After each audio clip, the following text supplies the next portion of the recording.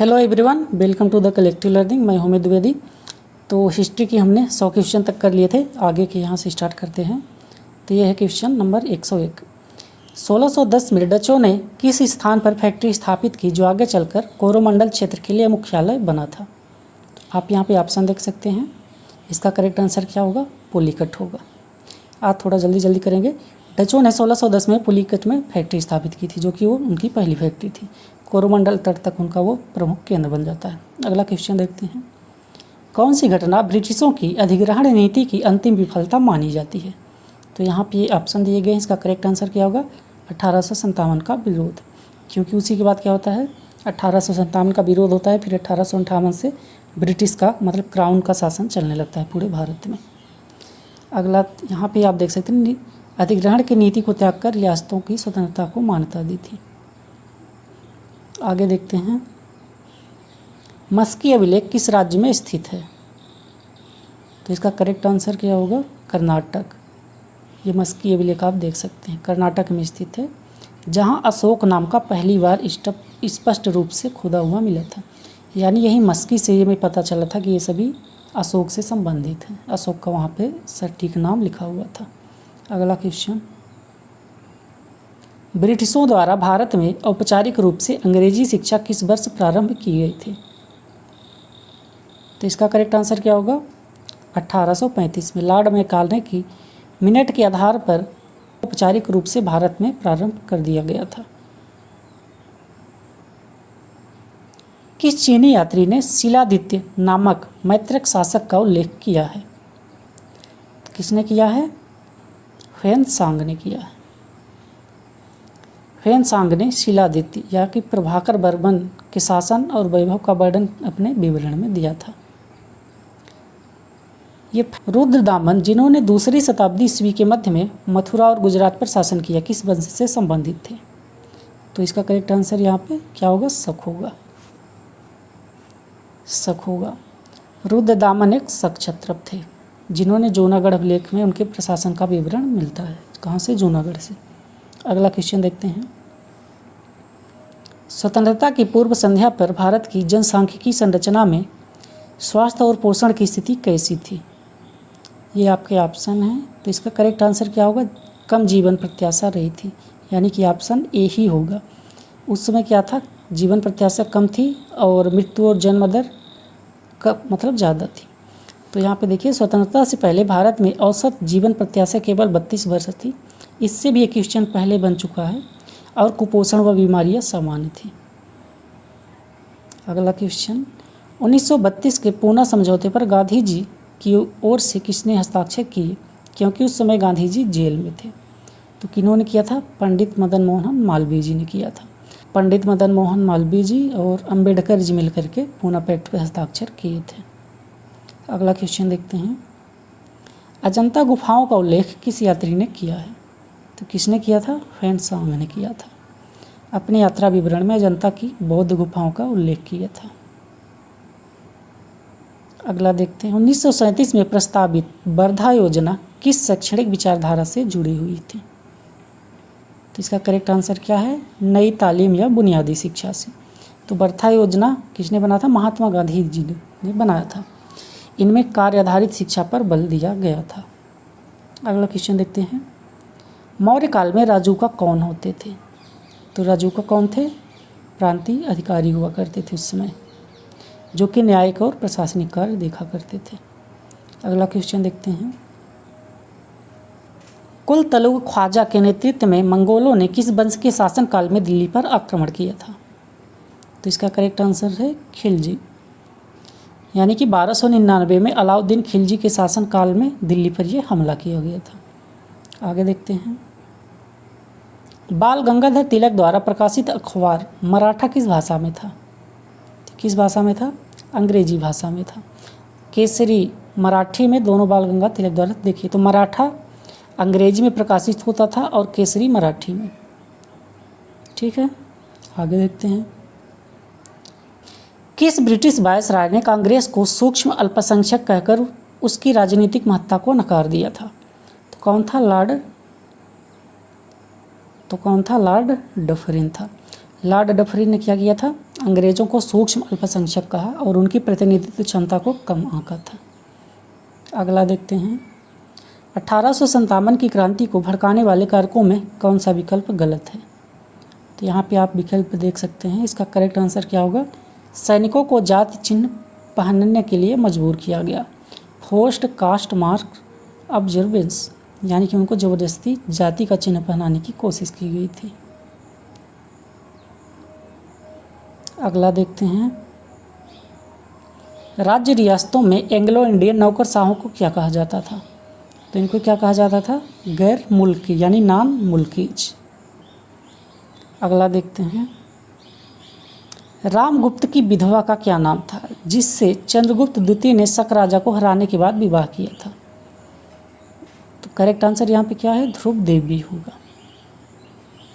चंद्रगुप्त द्वितीय ने रामगुप्त की विधवा ध्रुव देवी से विवाह किया था, जो शक्ति प्रदर्शन और राजनीतिक एकता का प्रतीक थी। तो यहाँ पे आप देख सकते हैं, ये गुप्त साम्राज्य से कई सारे क्वेश्चन यहाँ पे बने हुए थे एनटीपीसी में। आगे चलते हैं, बिरजिस कादर जिनके पिता बाजिद अली शाह थे को किस रियासत में नवाब घोषित किया गया था। तो कहाँ पे किया गया था, लखनऊ में। 1857 के विद्रोह के दौरान इनको लखनऊ में नवाब घोषित किया गया था। सन्यासी विद्रोह का तत्कालिक कारण क्या था। तो इसका ऑप्शन देख सकते हैं। इसका करेक्ट आंसर क्या होगा, तीर्थ प्रतिबंध। जाहिर सी बात है, सन्यासी हैं जो तीर्थ यात्रा करेंगे उन्हीं पे उनको क्या किया जाता है, प्रतिबंध लगा दिया जाता है, इसीलिए वो विद्रोह कर देते हैं। अगला क्वेश्चन देखते हैं, नगरों में दुर्ग का मुख्य उद्देश्य क्या होता था। प्रशासनिक व सार्वजनिक कार्य। तो हड़प्पन सिविलाइजेशन में क्या होते थे, एक तो नगर दुर्ग हुआ करता था जो कि ऊंचाई पे बना हुआ करता था, नगर दुर्ग। बाकी लोगों के लिए रहने की जगह होती थी वो नीचे हुआ करती थी। तो यहाँ पे जन सामान्य लोग हुआ करते थे, जो दुर्ग था वहाँ पे मतलब कंट्रोल करने वाले बड़े बड़े लोग रहा करते थे। और आगे देखते हैं, हड़प्पा सभ्यता की मुद्राओं पर सामान्यतः किस जानवर या पक्षी को दर्शाया गया है।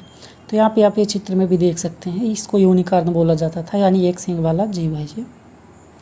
आगे देखते हैं, 1833 के चार्टर अधिनियम ने भारत में किस संस्था की स्थापना की थी। तो किसकी की थी, लॉ कमीशन ऑफ इंडिया। यहाँ पे आप आंसर इसका देख सकते हैं। लॉर्ड मैकाले की अध्यक्षता में प्रथम विधि आयोग की स्थापना की गई थी। कब की गई थी, 1833 में, याद रखिएगा। आगे चलते हैं, दिल्ली सल्तनत के किस शासक का 1292 ईस्वी में भिलसा या फिर बिरसा अभियान से संबंध है। तो कौन था वो, खिलजी, अलाउद्दीन खिलजी, यानी कि उस समय खिलजी वंश का शासन चल रहा था दिल्ली पे। आगे देखते हैं, भारत में प्रथम विधि आयोग का अध्यक्ष कौन था। तो अभी आपने पीछे क्वेश्चन में यहाँ पे देखा, विधि आयोग लॉर्ड मैकाले की अध्यक्षता में बनाया गया था, और यहाँ पे वही सेम क्वेश्चन फिर से रिपीट होकर के पूछा गया है। तो कौन होगा, लॉर्ड मैकाले।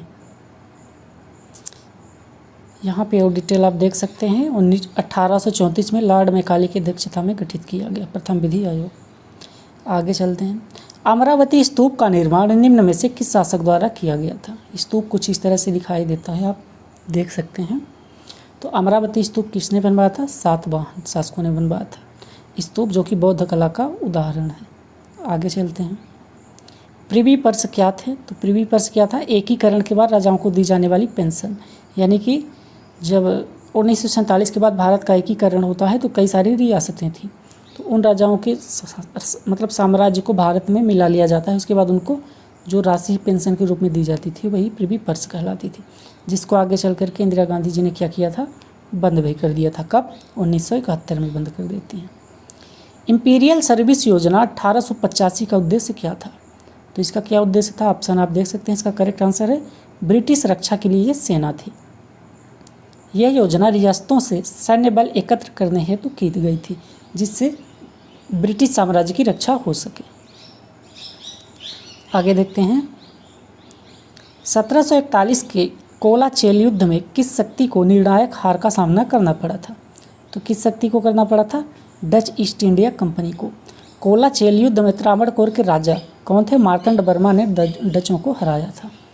आगे देखते हैं, डच ईस्ट इंडिया कंपनी ने उत्तरी कोरोमंडल तट पर पेटापुली में अपनी फैक्ट्री किस वर्ष स्थापित की थी। तो कब स्थापित की थी, 1606 में स्थापित की थी, जो कि आंध्र प्रदेश में पड़ता था। आगे देखते हैं। 1945 में बर्ली जनजाति का किसान संघर्ष भारत के किस राज्य में हुआ था? तो कहाँ पे हुआ था? महाराष्ट्र पे हुआ था। ये फ़ोटो से आपको देखकर ये आसानी रहेगी कि मतलब इनको तो आप पहचानते होंगे, महाराष्ट्र के सीएम हैं। तो इससे क्या होगा कि आप ये रिलेट कर पाएंगे कि हाँ उन्हीं के क्या हुआ था, जो राज्य है उन्हीं के राज्य में ये सब जनजाति का मतलब संघर्ष हुआ था, इसलिए मैं ये फ़ोटो लगा दिया हूँ। 1948 में हिमाचल प्रदेश के प्रारंभिक क्षेत्र के रूप में किस क्षेत्र को जोड़ा गया था? तो किस क्षेत्र को जोड़ा गया था 1948 में? शिमला हिल स्टेशन को। 28 छोटी पहाड़ी रियासतों को मिलाकर बना हुआ था शिमला स्टेशन। नियम ने महामहिम को उच्च न्यायालयों की स्थापना हेतु लेटर्स पेटेंट जारी करने की शक्ति प्रदान की थी। तो इसका क्या करेक्ट आंसर होगा? भारतीय उच्च न्यायालय अधिनियम 1861। आगे चलते हैं। 1857 की क्रांति के दौरान निम्नलिखित में से किस प्रमुख केंद्र को सितंबर 1857 में अंग्रेजों ने पुनः अपने अधिकार में ले लिया था? तो इसका क्या आंसर होगा? दिल्ली। यानी दिल्ली को इन्होंने क्या किया था? अपने कंट्रोल में ले लिया था। आगे चलते हैं। महात्मा गांधी 1946 में नोआ खाली क्यों गए थे? यहाँ पे आपके ऑप्शन है। तो वहाँ पे क्यों गए थे? क्योंकि वहाँ पे सांप्रदायिक सौहार्द यानी कि कम्युनल हार्मोनी, सांप्रदायिक मतलब उस समय सांप्रदायिक हिंसा होने के बाद सांप्रदायिक सौहार्द बढ़ाने गए थे, यानी कि उस समय हिंसा हो चुकी थी, जिसे शांत करने के लिए गांधी जी वहाँ गए हुए थे। दिल्ली सल्तनत के किस शासक का 1292 में भिलसा अभियान से संबंध था? तो ये क्वेश्चन यहाँ पे रिपीट हो रहा है, तो आप यहाँ से ये देख सकते हैं कि सेम क्वेश्चन भी एनटीपीसी में कई बार रिपीट हुआ है। यहाँ नीचे आप शिफ्ट देख सकते हैं, यहाँ नीचे क्या है, ये इसके ऊपर आ गया है, इसी के जस्ट नीचे यहाँ पे डेट और शिफ्ट लिखी हुई है। आगे चलते हैं। गुप्तों के बाद भारत के किस क्षेत्र पर राष्ट्रकूटों का प्रभुत्व स्थापित हुआ था? तो किस राष्ट्रकूट जो थे वो दक्षिण भारत के थे, जैसे कि कहाँ थे? दक्षिण भारत में ही थे। तो ये सभी दक्षिण भारत के ही थे। राष्ट्रकूटों ने 8वीं से 10वीं शताब्दी के बीच दक्कन क्षेत्र में शासन किया और वहाँ सांस्कृतिक व स्थापित विकास को बढ़ावा दिया था। चालुक्य हो गए, ये सभी कहाँ थे? दक्षिण भारतीय। ब्रिटिश काल में भारतीय जन नाट्य संघ की भूमिका क्या है? What role did the Indian People Theatre Association play during the British rule? तो इसका करेक्ट आंसर क्या होगा? कला के माध्यम से विरोध, डिसेंट थ्रू आर्ट है। ये आप डिटेल में भी देख सकते हैं। आगे चलते हैं। शिकागो में स्थापित कौन सी कंपनी बीओसी के नाम से जानी जाती है? यहाँ पे आप बीओसी का फुल फॉर्म देख सकते हैं। तो इसका करेक्ट आंसर क्या होगा? Dutch east India company.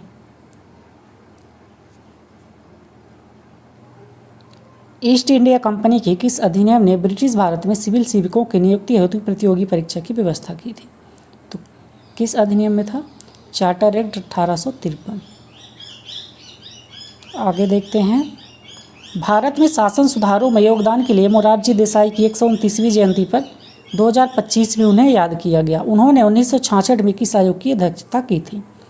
तो किस आयोग की थी? प्रथम प्रशासनिक सुधार आयोग की 1966 में। निम्नलिखित में कौन भारतीय राष्ट्रीय कांग्रेस के उदारवादी नेताओं में से नहीं थे? तो कौन, यहाँ पे क्या ऑप्शन होगा?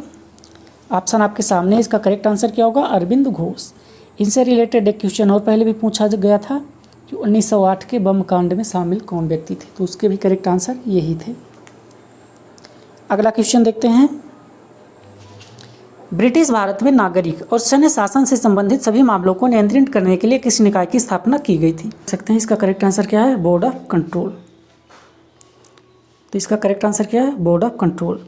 1784 के पिट्स इंडिया एक्ट के तहत भारत में प्रशासनिक नियंत्रण हेतु क्या स्थापित किया गया था? बोर्ड ऑफ कंट्रोल स्थापित किया गया था। आगे देखते हैं। अच्छा, बोर्ड ऑफ कंट्रोल किस पे नियंत्रित किया करता था? जो भी कंपनी थी, ब्रिटिश ईस्ट इंडिया कंपनी थी, उस पर कंट्रोल किया करता था। 1915 में भारत के सहकारी आंदोलन की समीक्षा है तो समिति की अध्यक्षता किसने की थी? तो यहाँ पे ऑप्शन आप देख सकते हैं। इसका करेक्ट आंसर क्या होगा? सर एडवर्ड मैक्लेगन ने किया था। आगे देखते हैं। निम्नलिखित में से किस स्वतंत्रता सेनानी को मंडले जेल यानी कि बर्मा में बंद किया गया था? तो यहाँ पे आपके ऑप्शन है। करेक्ट आंसर क्या है? बाल गंगाधर तिलक जी को 1908 में मंडले जेल भेज दिया गया था। अच्छा, किस लिए भेजा गया था? नेशनलिस्ट राइटिंग एंड स्पीसीज, मतलब कि वो राष्ट्रीय भावना से प्रेरित उग्रवादी, मतलब वो राष्ट्रीयता के लिए क्या कर रहे थे, लिख रहे थे और भाषण दे रहे थे, इसलिए उनको भेज दिया गया था। अगला क्वेश्चन देखते हैं। होम रूल आंदोलन की मुख्य मांग क्या थी? तो यहाँ पे आपके ऑप्शन दिए गए हैं, आप इसका करेक्ट आंसर देख सकते हैं। ब्रिटिश साम्राज्य के अंतर्गत स्वशासन प्राप्त करना, होम रूल। होम रूल मतलब होम लिंक दो तरीके की थी, एक तो बाल गंगाधर तिलक जी की थी और एक कौन थी, एक एनी बेसेंट नाम की लेडीज थी, उन्होंने भी क्या किया था, एक होम रूल बनाया था। आगे चल करके आगे चल के देखते हैं। शुंग वंश का अंतिम शासक कौन था? तो शुंग वंश का अंतिम शासक कौन था? देवभूति। देवभूति शुंग वंश का अंतिम शासक था, जिसे उसके मंत्री वासुदेव कण्व ने अपदस्थ कर कण्व वंश की स्थापना कर दी थी। तो देखिए, शुंग वंश से पहले कौन सा वंश हुआ करता था? मौर्य वंश। मौर्य वंश के बाद शुंग वंश आता है और शुंग वंश के बाद कण्व आ जाता है।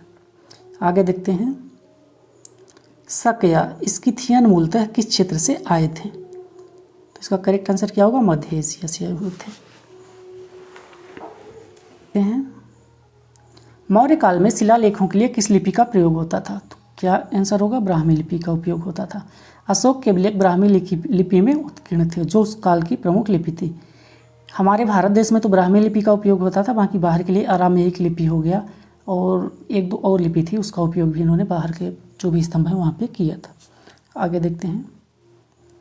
1892 के भारतीय परिषद अधिनियम के अंतर्गत भारतीय मांगों को ध्यान में रखते हुए कौन सा प्रमुख प्रावधान जोड़ा गया था? तो यहाँ पे आपके ऑप्शन है, यहाँ पे इसका राइट आंसर क्या होगा? बी। इंपीरियल लेजिस्लेटिव काउंसिल में भारतीयों का प्रतिनिधित्व दिया जाता है।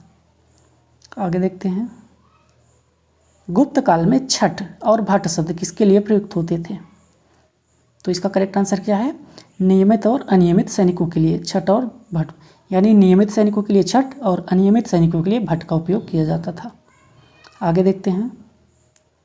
हर्षवर्धन किस प्राचीन क्षेत्र से संबंधित थे? तो किससे थे? थानेसर, जो कि इनकी क्या थी? राजधानी हुआ करती थी। इनका शासन कब था? 1400 साल।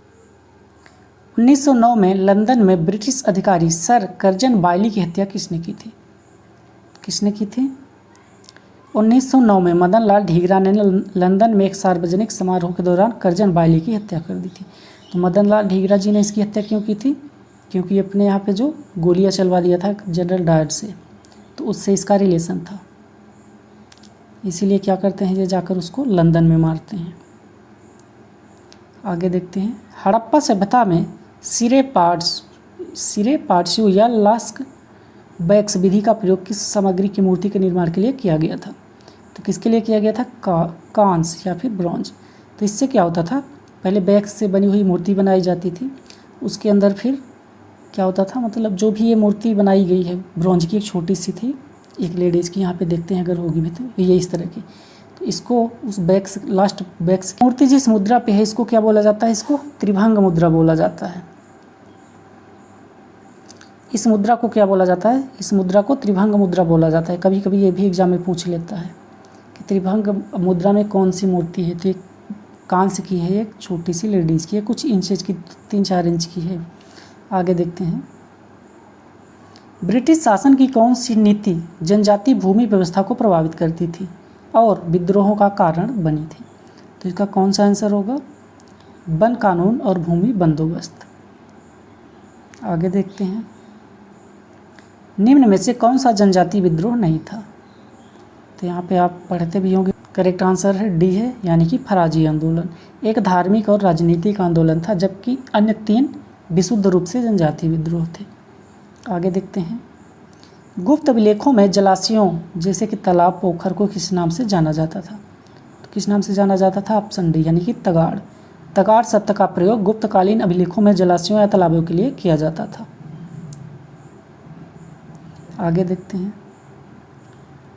उत्तर प्रदेश में ब्रिटिश शासन के विरुद्ध 1857 के पहले का एक प्रमुख विद्रोह, जिसमें मुफ्ती मोहम्मद एवाज नेता थे, तो कौन सा था? बरेली विद्रोह था। तो कौन सा था? बरेली विद्रोह। मुफ्ती मोहम्मद एवाज में ब्रिटिश विरोधी विद्रोह का नेतृत्व बरेली क्षेत्र में किया गया था, जो कि 1857 से पूर्व का एक प्रमुख आंदोलन था। हड़प्पा सभ्यता का कौन सा स्थल जल संरक्षण प्रणाली के लिए प्रसिद्ध है? वो तो यहाँ पे हिंदी और इंग्लिश दोनों में मिस्टेक हो गया है। Dholavira sites of Indus Valley civilisation is best known for which of the following practices. तो यहाँ पे ये पूछा गया है कि धोलावीरा जो साइट है वो किस लिए प्रसिद्ध है? तो किस लिए प्रसिद्ध है? जल संरक्षण प्रणाली यानी वाटर कंजर्वेशन सिस्टम के लिए। इसका करेक्ट आंसर है। आगे देखते हैं, धोलावीरा है कहाँ पे? गुजरात पे। आगे देखते हैं, हर्षवर्धन की राजधानी क्या थी? ये डायरेक्ट आंसर आया, सॉरी ये डायरेक्ट क्वेश्चन पूछ लिया गया, पीछे मैंने इसके बारे में बात किया था। तो क्या है? कन्नौज है। इनका शासन कब था? 1400 साल पहले था। आगे देखते हैं, ये चंद्रगुप्त द्वितीय। गुप्त साम्राज्य के दौरान सैन्य भंडार का निरीक्षण करने वाले अधिकारी को क्या कहा जाता था? तो आपके ये ऑप्शन है और इसका करेक्ट आंसर क्या है? रणभंडागारिक। ठीक है, तो गुप्त काल में ये जो रणभंडागारिक थे तो क्या करते थे? सैन्य उपकरणों और भंडारण की देखरेख किया करते थे। आगे देखते हैं, मार्च 2025 में भारत सरकार ने असम में लाचित बरफुलन पुलिस अकादमी का उद्घाटन किया। तो लाचित बरफुलन कौन थे? अहोम राज्य के क्या थे? ये सेनापति थे।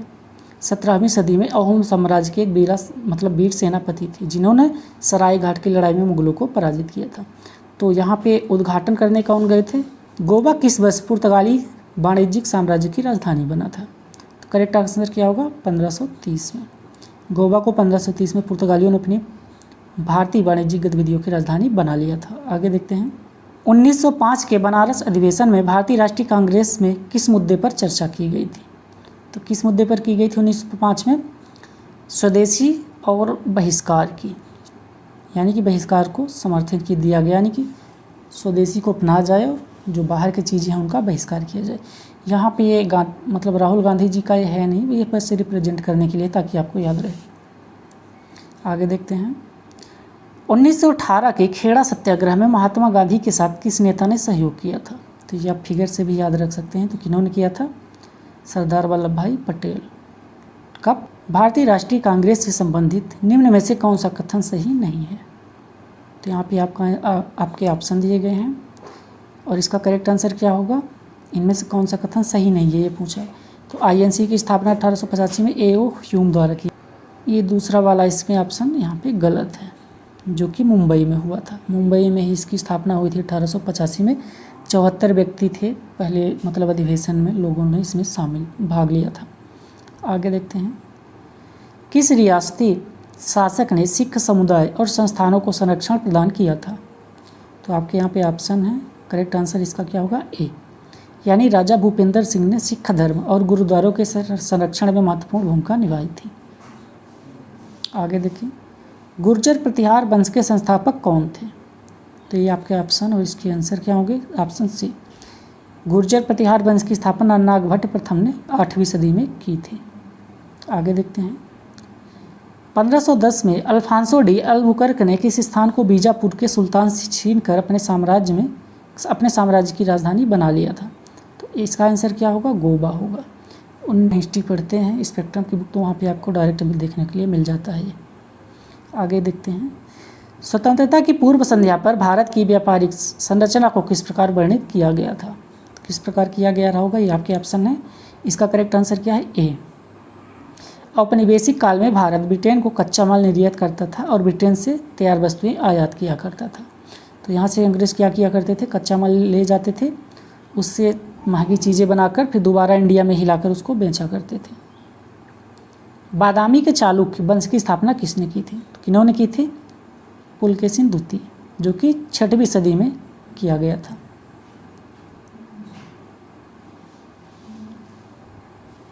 चंद्रगुप्त मौर्य ने किस धर्म को अपनाया था? किस धर्म को अपनाया था? धर्म को इन्होंने अपनाया था? जैन धर्म को, याद रखिएगा। फिर अशोक सम्राट होते हैं तो किस धर्म को अपनाते हैं? वो बुद्ध धर्म को, यानी बौद्ध धर्म को अपनाते हैं। बट उनके जो परदादा थे, यानी पिता के भी पिता थे, वो किसको? जैन धर्म को अपनाते हैं, याद रखिएगा। नेक्स्ट क्वेश्चन है, सुभाष चंद्र बोस ने से पहले आज़ाद हिंद फौज का नेतृत्व किसने किया था? जिसको इंग्लिश में क्या बोला जाता है? Indian national army. तो किन्होंने किया था? मोहन सिंह। भारतीय राष्ट्रीय सेना की स्थापना सबसे पहले कैप्टन मोहन सिंह ने की थी, बाद में नेताजी ने इसका नेतृत्व किया था। ये आप देख सकते हैं यहाँ पे, ये हैं general Mohan Singh, Indian national army के मतलब संस्थापक। आगे देखते हैं 1793 के चार्टर एक्ट के अनुसार ईस्ट इंडिया कंपनी का चार्टर कितने वर्षों के लिए बढ़ाया गया था? तो कितने वर्षों के लिए? यहाँ पे 20 वर्षों के लिए बढ़ाया जाता था। जितने भी चार्टर अधिनियम थे वो जब भी आते थे तो अगले 20 साल के लिए कंपनी का शासन बढ़ा दिया करते थे। आगे देखते हैं 1640 के दशक में चेन्नई में फोर्ट सेंट जॉर्ज का निर्माण किस कंपनी ने किया था? किस कंपनी ने किया था? ब्रिटिश ईस्ट इंडिया कंपनी ने किया था, जो कि मद्रास प्रेसिडेंसी में इसकी नींव पड़ी थी। यहाँ पे आप देख सकते हैं ये पहला किला था। आगे चलते हैं 2.5 दिन का झोपड़ा किस राजवंश के शासनकाल में अजमेर में बना था? ये आप देख सकते हैं यहाँ पे इस तरह का दिखाई देता है। करेक्ट आंसर इसका क्या है? गुलाम वंश ने इसको बनवाया था, और उसमें भी कुतुबुद्दीन ऐबक ने बनवाया था। आगे देखते हैं 1606 में उत्तरी कोरोमंडल तट के पेटापुली में फैक्ट्री किसने स्थापित किया था? आपके ऑप्शन यहाँ पे हैं। इसका correct answer Dutch east India company है। आगे देखते हैं औपनिवेशिक शासन का दौरान भारत की साक्षरता दर 1947 में लगभग कितनी रही होगी? कितनी रही होगी? ऑप्शन को देखकर आपको क्या लग रहा है कि 90% रही होगी या 75%? उस समय तो काफ़ी ज़्यादा मतलब काफ़ी ज़्यादा गरीबी थी, लोगों के पास शिक्षा बिल्कुल ही नहीं थी। यहाँ तक तो आप ऑप्शन से भी डायरेक्ट इसको लगा सकते थे। 20%। स्वतंत्रता की पूर्व संध्या पर भारत का औद्योगिक विकास किस प्रकार का था? किस प्रकार का था? सीमित औद्योगिकरण का था। 1947 तक भारत का औद्योगिक विकास मुख्यतः कोलकाता और मुंबई जैसे शहरों तक ही सीमित था। आगे देखते हैं विनायक दामोदर सावरकर द्वारा स्थापित गुप्त क्रांतिकारी संस्था क्या, यानी कि इनके द्वारा किसको स्थापित किया गया था? अभिनव भारत को, जो कि 1904 में इन्होंने स्थापना की थी, जिसका उद्देश्य क्या था? ब्रिटिश शासन के खिलाफ सशस्त्र विद्रोह। आगे देखते हैं हरिसेन किस गुप्त शासक के दरबारी कब थे? तो ये तो आपको पता ही होगा, ये सिक्के पे भी बीड़ा बजाते हुए दिखाई गए हैं। कौन है ये? समुद्रगुप्त हैं। आगे देखते हैं अच्छा हरिसेन और बाणभट्ट में क्या होता है? कन्फ्यूजन हो जाता है। तो हरिसेन किसके थे? समुद्रगुप्त के। और बाणभट्ट किसके थे? हर्षवर्धन के, याद रखिएगा। कन्नौज के लिए त्रिपक्षीय संघर्ष किन 3 राजाओं के बीच हुआ था? तो जो भी दक्षिण भारत के थे, कौन कौन से थे? पाल, गुर्जर प्रतिहार और राष्ट्रकूट, इनके बीच में हुआ था। त्रिपक्षीय संघर्ष 8वीं से 10वीं सदी तक चला, जिसमें कन्नौज पर नियंत्रण के लिए पाल, प्रतिहार और राष्ट्रकूट वंश शामिल थे। उसमें ये तीनों मिलकर उसके लिए लड़ाई किया करते थे। आगे देखते हैं ब्रिटिश शासन में भारतीय कपड़ा उद्योग को किस नीति ने सबसे अधिक नुकसान पहुंचाया था?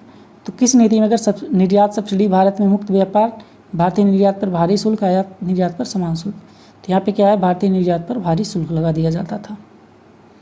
अगला क्वेश्चन देखते हैं 1930 में दांडी मार्च से संबंधित निम्नलिखित में से कौन सा कथन सही है? तो यहाँ पे आप ऑप्शन देख सकते हैं। यहाँ पे केवल बी, दांडी मार्च के बाद पूना समझौता हुआ था। कब? 1932 में।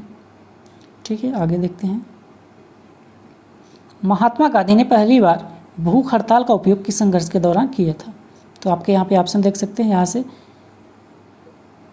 करेक्ट आंसर क्या है? अहमदाबाद मिल संघर्ष। वहाँ पे क्या किया था इन्होंने? भूख हड़ताल किया था।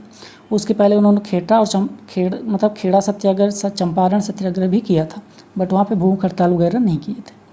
1917-1918 में से भी हुए थे। आगे चल के देखते हैं 1918 में अहमदाबाद मिल मजदूरों के लिए हुआ था। ठीक है, 1917 में क्या हुआ था?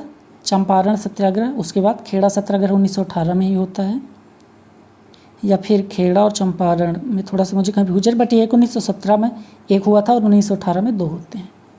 आगे देखते हैं बंगाल विभाजन का विरोध करने के लिए स्वदेशी आंदोलन किस वर्ष हुआ था? तो कब हुआ था? बंगाल का विभाजन 1905 में समथिंग हुआ था, तभी उसका विरोध भी हुआ था। तो कब हुआ था? 1905 में। हैदराबाद के निजाम ने अपने शासन को किस रूप में प्रस्तुत किया था? किस रूप में प्रस्तुत किया था? एक मुस्लिम संप्रभुता वाले। मोहम्मद तुगलक ने कृषि विकास के लिए कौन सा नया विभाग शुरू किया था? यहाँ पे आपके ऑप्शन है, आपका आंसर क्या है? मोहम्मद तुगलक ने कृषि के विकास और दीवाने कोही को शुरू किया था। आगे देखते हैं बादामी गुफाएं किस वंश के शासनकाल में बनाई गई थी? इसका करेक्ट आंसर क्या है? चालुक्य वंश। गुप्त काल के बाद समाज में भूमि अनुदानों के कारण किस वर्ग का महत्व बढ़ा था? किसको मिलती थी? ब्राह्मणों को। आगे देखते हैं समुद्रगुप्त के शासन का सबसे महत्वपूर्ण स्रोत कौन सा है? तो कौन सा है? प्रयाग प्रशस्ति। यहाँ पे आप देख सकते हैं, जो कि कहाँ मिलती है? प्रयागराज में।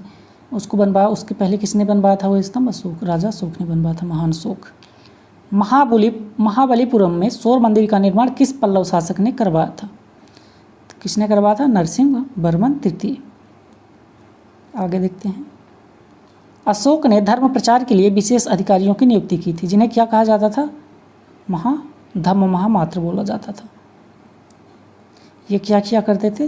ये दूसरे देशों में भी जाकर क्या किया करते थे? बौद्ध धर्म का प्रचार किया करते थे। किस हड़प्पा स्थल से जुताई के लिए खेतों के प्रमाण मिले हैं? तो कहाँ से मिले हैं? कालीबंगा से, जो कि कहाँ पे है? कालीबंगा। कालीबंगा कहाँ पे है? ये राजस्थान में पड़ता है। आगे देखते हैं। लगभग 5000 वर्ष पूर्व थार मरुस्थल क्षेत्र में कौन सी सभ्यता फली फूली थी? तो यहाँ पे आप देख सकते हैं, इसका करेक्ट आंसर क्या होगा? सिंधु घाटी सभ्यता, इंडस वैली सिविलाइजेशन। आगे देखते हैं। मोहम्मद तुगलक ने कृषि के विकास हेतु कौन सा नया विभाग शुरू किया था? तो इसके बारे में भी पहले ही हमने पढ़ा, जस्ट इसके मतलब कुछ समय पहले एक क्वेश्चन आता, वो रिपीटेड क्वेश्चन है, जो कि यहाँ पे रिपीटेड नहीं, मतलब वो शिफ्ट में भी रिपीट हुआ है, इसलिए यहाँ पे दोबारा डाला था। गुप्त साम्राज्य में चंद्रगुप्त प्रथम के उत्तराधिकारी कौन थे? तो कौन थे? समुद्रगुप्त। आगे देखते हैं। निम्नलिखित में कौन मौर्य शासक नहीं था? तो कौन नहीं था? पुष्यमित्र नहीं था, क्योंकि ये शुंग वंश का था। पुष्यमित्र शुंग वंश का संस्थापक, न कि मौर्य वंश का। आगे देखते हैं। नर्मदा सीमा पर हर्षवर्धन को किसने पराजित किया था? तो इसके करेक्ट आंसर क्या होगा?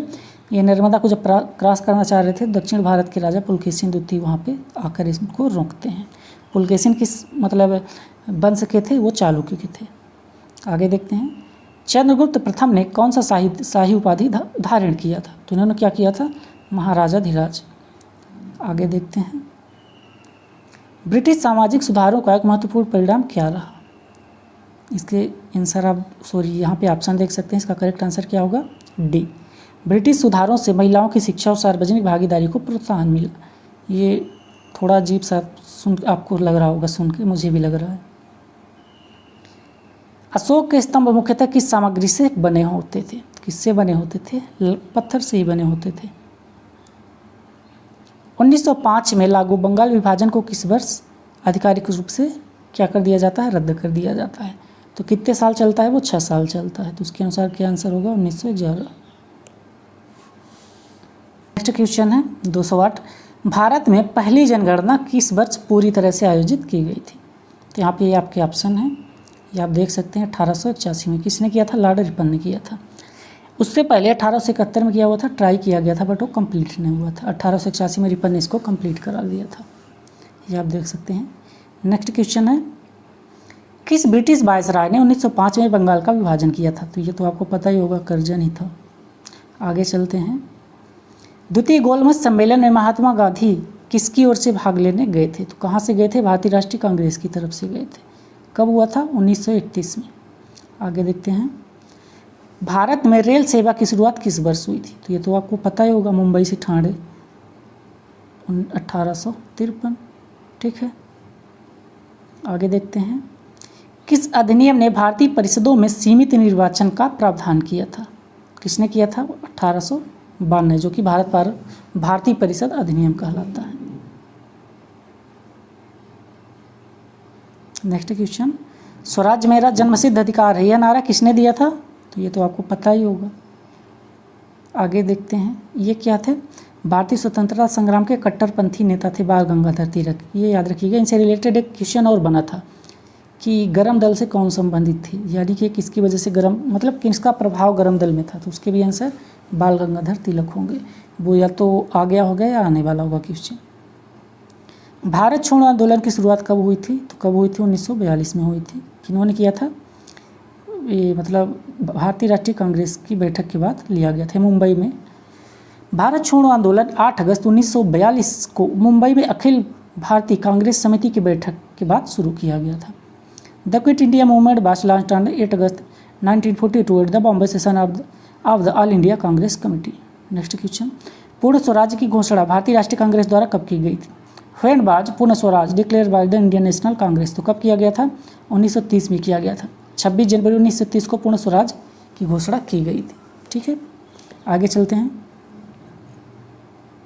किस अधिनियम के तहत ईस्ट इंडिया कंपनी का शासन समाप्त हुआ और भारत सीधे ब्रिटिश काउंसिल के अंतर्गत आ जाता है? तो कब होता है? 1857 में युद्ध के बाद 1858 का भारत सरकार अधिनियम आता है और सीधे ब्रिटिश काउंसिल के अंतर्गत आ जाता है पूरा भारत।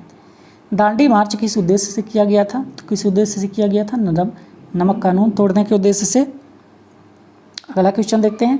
1857 की क्रांति के समय दिल्ली में किसे सम्राट घोषित किया गया था? तो किसे किया गया था? बहादुर शाह जफर को। ये काफ़ी बूढ़े हो गए थे, फिर भी इनको लोगों ने क्या किया था? अपना साम्राज्य मान लिया था, क्योंकि अंग्रेज़ों से इतना ज़्यादा परेशान थे। भारत के पहले गवर्नर जनरल कौन थे? तो भारत के पहले गवर्नर जनरल कौन थे? यहाँ पे आप देख सकते हैं, लॉर्ड वारन हेस्टिंग। ठीक है, ये कब बनाए गए थे? 1873 में। 1873 का रेगुलेटिंग एक्ट आता है, तभी इनको बनाया जाता है। आगे देखते हैं। हुमायूं नामा किसने लिखा था? तो इसका आंसर आप देख सकते हैं, गुलबदन बेगम। हुमायूं नामा गुलबदन बेगम द्वारा लिखा गया था, जो कि हुमायूं की बहन थी। आगे देखते हैं। 1857 की क्रांति के बाद ईस्ट इंडिया कंपनी का शासन समाप्त हुआ और शासन किसके हाथ में चला गया? डायरेक्ट ब्रिटिश क्राउन के अंदर चला जाता है। ये मतलब वही क्वेश्चन है, अलग शिफ्ट में अलग तरीके से पूछा गया। 1857 की क्रांति में रानी लक्ष्मीबाई का संबंध किस स्थान से था? तो कहाँ से थी वो? झांसी से थी। नेक्स्ट क्वेश्चन देखते हैं। 1857 की क्रांति में कौन से नेता ने कानपुर में विद्रोह का नेतृत्व किया था? तो कौन किया था? यहाँ पे आप देख सकते हैं, नाना साहब। यहाँ पे आप अगर डेट और शिफ्ट के बारे में थोड़ा कंफ्यूज हैं तो यहाँ पे आप देखिए, डेट और शिफ्ट हर क्वेश्चन की यहाँ पे दी गई है। 57 की क्रांति में बिहार क्षेत्र का नेतृत्व किसने किया था? तो बिहार क्षेत्र का नेतृत्व किसने किया था? कुंवर सिंह जी ने किया था। 80 वर्षीय कुंवर सिंह जी ने किया था। वे जगदीशपुर के जमींदार थे और अपने वृद्धावस्था के बावजूद उन्होंने ब्रिटिश सेना के खिलाफ अनेक युद्ध किए थे। आगे चलते हैं। 1857 की क्रांति में मंगल पांडे का योगदान क्या था? उन्होंने बैरकपुर में पहला सैनिक विद्रोह किया था। कब? 29 मार्च 1857 को बैरकपुर छावनी में ब्रिटिश अधिकारियों पर गोली चलाकर विद्रोह की उन्होंने शुरुआत की थी। 8 अप्रैल 1857 को उनको फांसी दे दी जाती है। 1857 के विद्रोह को किस ब्रिटिश इतिहासकार ने सिपाही विद्रोह कहा था? तो ये किसने किया था? विंसेंट स्मिथ ने कहा था। ये देखिए, 1857 से कितने सारे क्वेश्चन डायरेक्ट वहाँ से पूछ रहा है। आगे देखते हैं। 1857 के विद्रोह में किसने झांसी की रानी लक्ष्मीबाई के साथ मिलकर युद्ध लड़ा था? तो किन्होंने किया था? तात्या टोपे ने किया था। आगे देखते हैं। तात्या टोपे महारानी लक्ष्मीबाई के साथ गुरु भी थे। 1857 की क्रांति के दौरान दिल्ली पर किस ब्रिटिश जनरल ने पुनः अधिकार कर लिया था? तो उस समय कौन सा जनरल था? जनरल ह्यू रोज। यहाँ पे आप देख सकते हैं, 20 सितंबर 1857 को दिल्ली पर दोबारा से अधिकार कर लिया जाता है। Next question. 1857 की क्रांति में ग्वालियर किसके अधीन चला गया था? किसके अधीन चला गया था? Rani Lakshmibai. Oh sorry, during the 1857 revolt who gained control over Gwalior. हाँ सही है, रानी लक्ष्मीबाई के ऊपर चला गया था, लेकिन बाद में अंग्रेज़ों ने फिर से क्या किया था? इसमें नियंत्रण कर लिया था। आगे देखते हैं। 1857 के विद्रोह का परिणाम क्या हुआ था? यहाँ पे आप देख रहे हैं, मुझे तो ऐसा लग रहा है कि मतलब 8-10 क्वेश्चन हो गए हैं इससे। What was the outcome of 1857 revolt? तो इसका करेक्ट आंसर क्या होगा? ईस्ट इंडिया कंपनी का अंत हो जाता है और डायरेक्ट क्राउन का शासन यहाँ पे चालू हो जाता है 1858 से। अगला क्वेश्चन देखते हैं। 1857 की क्रांति को भारतीय इतिहासकार क्या मानते हैं? तो भारतीय इतिहासकार क्या मानते हैं इसको? पहला स्वतंत्रता संग्राम मानते हैं। 1857 के विद्रोह में अंग्रेजों ने बहादुर शाह जफर के साथ क्या किया था? क्या किया था? उन्हें रंगून निर्वासित कर दिया गया था और 1862 में उनकी वहाँ पे मृत्यु हो जाती है। आगे देखते हैं। 1857 की क्रांति के दौरान किस विद्रोही नेता को झांसी की रानी की मदद के लिए जाना जाता है? कौन थे वो? तात्या टोपे थे, जो कि उनके गुरु भी थे। आगे देखते हैं। 1857 की क्रांति का मुख्य कारण क्या था? तो धर्म से जुड़ी भावनाओं और सैनिकों में असंतोष हो गया था। इस वजह से असंतोष किस लिए होता है? कारतूसों में क्या होता है? गाय और सूअर की चर्बी का प्रयोग किया जाता है और उनको क्या बोला जाता है? सैनिकों को क्या पे से दांत से काटिए, इसलिए वहाँ पे हो जाता है। मंगल पांडे वहाँ पे सैनिक पे ही गोली चला देते हैं। आगे देखते हैं। किस अधिनियम ने ईस्ट इंडिया कंपनी को भारत के शासन से हटा दिया? ईस्ट इंडिया तो कौन सा अधिनियम है? भारत शासन अधिनियम 1858। आप देख रहे हैं 1857-58 से रिलेटेड कितने सारे क्वेश्चन यहाँ पे। 1857 की क्रांति में महिलाओं की भूमिका में कौन प्रमुख रही थी? तो कौन रही थी? झारीबाई झांसी की सेना की महिला सेनापति थी। उन्होंने लक्ष्मीबाई के बेस में युद्ध किया, जिससे रानी को सुरक्षित निकलने का समय मिल गया था। तो याद रखिएगा, झलकारी बाई। 1857 के विद्रोह में अवध का नेतृत्व किन्होंने किया था? किसने किया था? बेगम हजरत महल ने अवध में ब्रिटिश शासन के खिलाफ विद्रोह का नेतृत्व किया था। उन्होंने अपने पुत्र बेरजिस कादर को नवाब घोषित कर दिया था। तो ये क्वेश्चन मतलब इस तरह का भी जो जिस एरिया से रिलेटेड है वहाँ से भी क्वेश्चन पूछ लेता है, कि जैसे यहाँ पे अवध के बारे में पूछ लिया कि अवध से कौन नेतृत्व किया था उस युद्ध का। तो इस तरह के भी क्वेश्चन आप जरूर पढ़िए। 1857 की क्रांति के बाद बहादुर शाह जफर को कहाँ निर्वासित किया गया था? तो कहाँ किया गया था? रंगून कर दिया गया था, और 1862 में उनकी वहीं पे मृत्यु हो जाती है। 1857 की क्रांति के दौरान तात्या टोपे ने किस प्रमुख शहर पर हमला कर दिया था? तो कहाँ पे किया था? ग्वालियर पे किया था। आगे चल के देखते हैं। 1857 की क्रांति के बाद ब्रिटिश शासन में कौन सी बड़ी प्रशासनिक संरचना बदली गई थी? तो कौन सी बदली गई थी? विक्टोरिया को भारत की रानी घोषित कर दिया गया था। अगला क्वेश्चन है 1857 की क्रांति के बाद किस अधिनियम को पारित किया गया था? तो 1800 वही मतलब भारत शासन अधिनियम को। ये मत सोचिए कि यहाँ पे क्वेश्चन रिपीट हो रहा है, रिपीट ये एग्जाम में भी हुआ था, इसीलिए यहाँ पे बार बार रिपीट हो रहा है। 1857 की क्रांति में झांसी की रानी की मृत्यु कहाँ हुई? तो ये इंपॉर्टेंट है, इसको याद रखिएगा। कहाँ पे हुई थी? ग्वालियर में हुआ था युद्ध करते समय, 18 जून 1858 को। आगे देखते हैं। 1857 की क्रांति के समय किसी अवध का नवाब घोषित कर दिया गया था? तो अभी आपने पढ़ा था किसको किया गया था? बिरजिस कादर को कर दिया गया था बंगाल का नवाब, जो कि उनकी माताजी बेगम हजरत महल जी ने किया था। आगे चल के देखते हैं। 1857 की क्रांति को दबाने के बाद ब्रिटिश सेना ने किस किले को कब्जे में कर लिया था? तो किस किले को कर लिया था? दिल्ली का लाल किला, जिसको फिर से कर लिया था। मतलब इसको प्रतीकात्मक रूप में साम्राज्य की पुनर्स्थापना माना गया था। आगे देखते हैं। 1857 की क्रांति का आरंभिक स्थल कौन सा था? तो क्या था यहाँ पे? मेरठ था। 10 मई को मेरठ से स्टार्ट होता है। भारतीय सैनिकों ने अंग्रेज सैनिकों के खिलाफ वहाँ पे क्या किया था? विद्रोह कर दिया था। 1857 की क्रांति में सबसे पहले विद्रोह करने वाले सैनिक का क्या नाम था? तो कौन थे? मंगल पांडे थे। इनके बारे में भी हमने पढ़ा। 29 मार्च 1857 को इन्होंने क्या किया था? ब्रिटिश अफसर पे गोली चलाई थी। आगे देखते हैं। 57 के विद्रोह में प्रयुक्त एनफील्ड राइफल में कारतूसों पर क्या आरोप था? तो ये क्या लगाए गए थे? गाय और सुअर के चर्बी यहाँ पे लगा दिया गया था। आगे देखते हैं। 57 की क्रांति में किस महिला सेनानी ने रानी लक्ष्मीबाई की समानता में देखा जाता है? तो कौन थी वो? झलकारी बाई, भी पीछे हमने देखा था। आगे देखते हैं। 57 के विद्रोह के समय किस ब्रिटिश अफसर ने लखनऊ में निर्णायक लड़ाई लड़ी थी? तो कौन थे वो? सर कानिंग कैम्पबेल ने लखनऊ में विद्रोहियों के खिलाफ निर्णायक अभियान चलाया था और शहर को ब्रिटिश नियंत्रण में लाया था। विद्रोही नहीं, वो स्वतंत्रता संग्राम सेनानी थे। आगे देखते हैं। 57 के विद्रोह के दमन के लिए किस अधिनियम को लागू किया गया था? तो किस अधिनियम को लाया गया था? भारत शासन अधिनियम 1858। यानी देख रहे हैं अधिनियम एक ही है, उसी को कई तरीके से यहाँ पे पूछा गया है अलग अलग शिफ्ट में। 57 की क्रांति के समय रानी लक्ष्मीबाई ने किस अंग्रेज अफसर से झांसी की रक्षा की थी? यानी कि मतलब किससे उनकी लड़ाई? तो किससे की थे?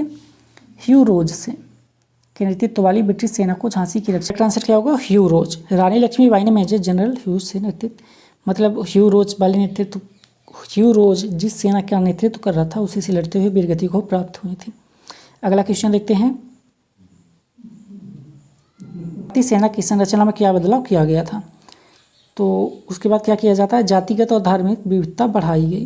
ये किस लिए किया जाता है? ताकि ये लोग एक दूसरे में ही उलझे रहें, ब्रिटिश गवर्नमेंट के ऊपर ज़्यादा फोकस ही न कर पाएँ। नेक्स्ट क्वेश्चन देखते हैं। 57 के विद्रोह को किसने भारत का प्रथम स्वतंत्रता संग्राम कहा था? तो किन्होंने कहा था? वीर सावरकर जी ने भारत का प्रथम स्वतंत्रता संग्राम कहा और इस विषय पर एक ऐतिहासिक पुस्तक भी लिखे थे। कौन? वीर सावरकर जी। अगला क्वेश्चन है। विद्रोह के बाद किसने भारत के गवर्नर जनरल का पद संभाला था? तो कौन थे? लॉर्ड कैनिंग थे। और लॉर्ड कैनिंग ही क्या होते हैं? बाद में पहले वायसराय बनते हैं। वायसराय का पद कब सृजन किया जाता है? 1858 में, जब भारत शासन अधिनियम लागू होता है और क्राउन के हाथों में भारत का शासन चला जाता है तब। 57 के विद्रोह के दौरान दिल्ली की रक्षा किसने की थी? तो ये मतलब दिल्ली से कौन लड़ा था? तो कौन थे? बख्त खान। आगे देखते हैं। 57 के विद्रोह के दौरान किस स्थान पर कुंवर सिंह ने ब्रिटिश सेना को पराजित किया था? तो कहाँ पे? जगदीशपुर में। कुंवर सिंह ने बिहार के जगदीशपुर में ब्रिटिश सेना को पराजित किया था। वे उस समय 80 वर्ष के थे। 57 की क्रांति के दमन के बाद अंग्रेजों ने भारतीयों के लिए कौन सी नीति अपनाई थी? कठोर दंड और नियंत्रण की नीति अपनाई थी। 57 की क्रांति के प्रमुख परिणामों में से एक क्या था? कंपनी शासन समाप्त और सीधे क्राउन का शासन स्टार्ट हो जाता है। 57 की क्रांति के बाद ब्रिटिश सेना में भर्ती नीति में क्या बदलाव हुआ था? तो जातीय और धार्मिक विविधता को सुनिश्चित की गई थी ताकि लोग आपस में ही उलझे रहें। 57 की क्रांति के बाद ब्रिटिश राज ने धर्म के बारे में क्या नीति अपनाई थी? धार्मिक हस्तक्षेप नहीं करने की नीति, मतलब किसी के धर्म में हस्तक्षेप नहीं करेंगे। 57 की क्रांति के बाद भारत में किसका पद पहली बार स्थापित किया गया था? तो किसका था? वायसराय का, जो कि 1858 में स्टार्ट होता है। और लॉर्ड कैनिंग कौन थे? पहले वायसराय बने थे।